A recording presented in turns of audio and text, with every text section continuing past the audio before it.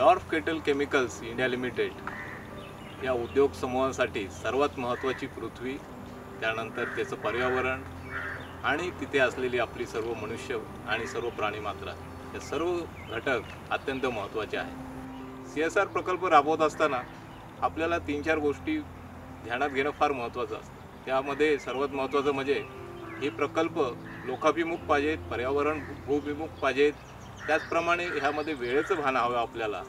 त्याचप्रमाणे आपल्याला हा प्रकल्प जास्तीत जास्त मोठ्या प्रमाणात कमी वेळेत जास्तीत जास्त लोकांपर्यंत कसं पोहोचवता येईल, त्याचप्रमाणे ह्याच्यातून अपेक्षित असलेला परिणाम अत्यंत चांगल्या पद्धतीने आपल्याला कसा प्राप्त करता येईल, ह्या गोष्टी आपण बघत असतो। या सर्व विचारातूनच डॉर्फ केटल जंगल कप ही स्पर्धा उदयास आली।